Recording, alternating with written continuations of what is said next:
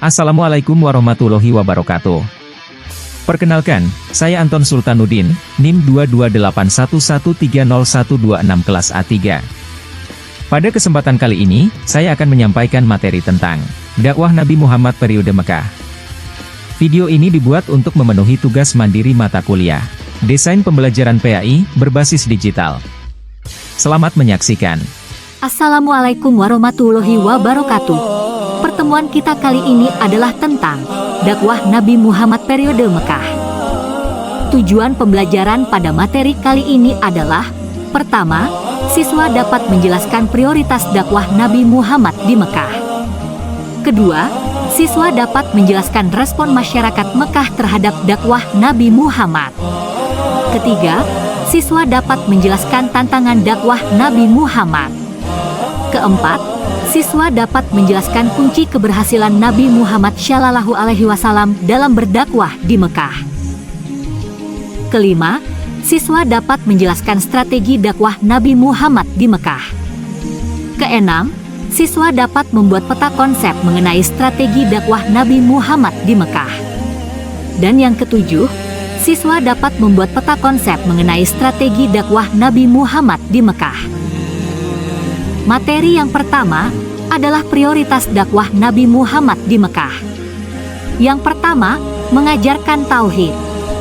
Tantangan dalam berdakwah Nabi Muhammad masa di Mekah adalah meluruskan akidah masyarakat Arab jahiliyah, yang mana mereka memiliki kepercayaan berbagai tuhan, politheisme, seperti penyembahan berhala, penyembahan bulan dan bintang, penyembahan jin, ruh, dan arwah nenek moyang, dan ajaran yang tidak sesuai dengan ajaran Islam. Islam yang datang melalui Nabi Muhammad membawa ajaran tauhid, yakni penyembahan hanya kepada Allah yang Maha Esa, tak beranak dan tak diperanakan. Begitu juga yang berkaitan dengan kebudayaan. Kebudayaan Arab pra-Islam sangat dipengaruhi oleh mitologi dan ajaran-ajaran sesat lainnya, sedang Islam membawa peradaban atau kebudayaan baru berdasarkan petunjuk Allah dan Al-Quran. Kedua, kondisi masyarakat Mekah. Nabi Muhammad mendapat tugas mengajak masyarakat Mekah untuk menyembah Allah, Tuhan yang Maha Esa. Ajakan Nabi Muhammad bertentangan dengan kondisi serta kebiasaan masyarakat Mekah yang menyembah berhala. Prioritas dakwah Nabi Muhammad yang ketiga adalah memberi kabar tentang hari pembalasan. Nabi Muhammad memprioritaskan dakwahnya kepada ajakan untuk mempercayai adanya hari pembalasan. Mereka perlu menjaga kehidupannya untuk selalu sesuai dengan aturan dan tuntutan Allah Subhanahu wa Ta'ala. Setiap kebaikan akan mendapat balasan kebaikan. Sebaliknya, setiap kejahatan akan mendapat balasan yang setimpal. Nabi Muhammad berusaha meyakinkan para pengikutnya akan janji Allah bagi orang yang beriman. Prioritas dakwah Nabi Muhammad yang keempat adalah merubah perilaku masyarakat jahiliyah. Dalam tatanan kehidupan sosial masyarakat Arab pra-Islam terdapat pada suatu tradisi yang melanggar etika, akhlak, dan hak asasi manusia, seperti perjudian, minuman keras, perampok, perzinahan, dan perbuatan yang melanggar hukum dan tatanan sosial masyarakat. Kondisi masyarakat Mekah yang terkenal dengan masa jahiliyah, bukan mereka bodoh dalam intelektual, tapi mereka bodoh dalam perilaku yang cenderung merusak tatanan sosial dan tatatan pribadi. Nabi Muhammad secara bertahap merubah perilaku-perilaku mereka sehingga menjadi makhluk yang baik dan benar. Beliau mencontohkan perilaku, akhlak, karimah dalam kehidupannya sehari-hari. Prioritas dakwah Nabi Muhammad yang kelima adalah mengangkat dan melindungi hak asasi manusia. Di dalam kehidupan masyarakat Arab pra-Islam terdapat tradisi perbudakan.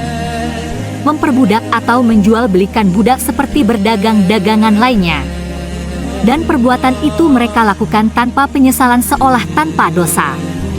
Sedangkan menurut ajaran Islam manusia itu sama derajatnya, hanya takwa yang membedakan mereka. Kehadiran Islam justru untuk mengangkat martabat mereka yang tertindas seperti para duafa dan fakir miskin. Materi kita yang kedua adalah respon masyarakat Mekah terhadap dakwah Nabi Muhammad. Pada umumnya, orang kafir Quraisy tidak senang menerima kehadiran agama Islam di tengah-tengah kehidupan mereka, terutama para tokoh dan pembesarnya. Para tokoh dan pembesar masyarakatnya mulai menyebarkan isu yang tidak benar mengenai ajaran yang dibawa Nabi Muhammad. Sehingga, banyak masyarakat yang terpengaruh oleh isu-isu yang menimbulkan fitnah tersebut. Hambatan, gangguan dan ancaman terus berlangsung dilakukan masyarakat kafir Quraisy terhadap umat Islam. Hingga akhirnya, umat Islam diperintahkan oleh Nabi Muhammad untuk hijrah ke Habsyi atau Ethiopia. Faktor-faktor yang menyebabkan masyarakat Mekah menolak keras ajaran Nabi Muhammad.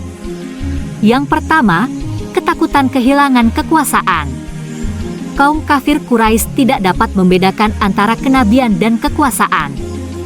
Di masa itu, terjadi perebutan kekuasaan antar suku. Dengan mengikuti ajakan Muhammad, mereka menganggap bahwa mereka mengakui kekuasaan Muhammad. Mereka menganggap bahwa dengan mengikuti ajaran Muhammad, maka telah tunduk kepada Nabi Muhammad dan Bani Hashim. Kedua, kehilangan status sosial. Para pembesar Quraisy pada umumnya memiliki status sosial tinggi. Mereka keberatan jika status sosial mereka disamakan dengan yang lain. Sementara, Islam mengajarkan kepada manusia untuk saling menghargai satu sama lain. Sebab derajat manusia adalah sama, yang membedakannya di sisi Allah hanyalah tingkat ketakwaannya saja. Oleh karena itu, kaum kafir Quraisy menentang ajaran Islam. Dan yang ketiga, hilangnya perdagangan patung. Orang kafir Quraisy adalah masyarakat penyembah berhala. Membuat berhala merupakan mata pencaharian masyarakat ketika itu. Mereka membuat berhala Lata, Uzza, Manat dan Hubal, kemudian dijual kepada orang-orang yang mengunjungi Ka'bah yang nantinya dijadikan sesembahan. Sementara itu, Islam mengajarkan bahwa manusia hanya menyembah Allah semata, dan tidak boleh menyembah selain Allah.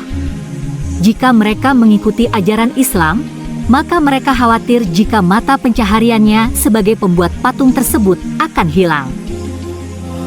Materi kita yang ketiga adalah tantangan dakwah Nabi Muhammad di Mekah. Upaya-upaya kaum kafir Quraisy dalam menghambat dan menghalangi dakwah Rasulullah diantaranya: 1. Penghinaan, ancaman dan siksaan terhadap Rasulullah.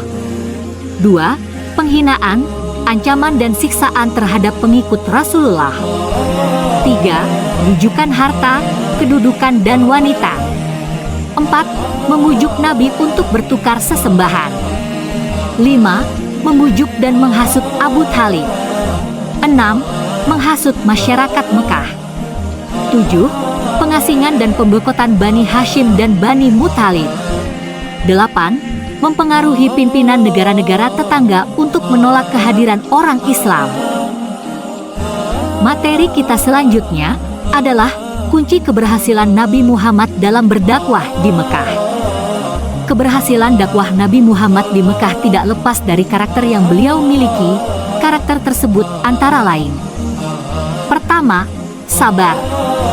Nabi Muhammad memiliki kesabaran dalam menghadapi ancaman, tantangan, hambatan dan gangguan baik dari keluarga maupun masyarakat Mekah.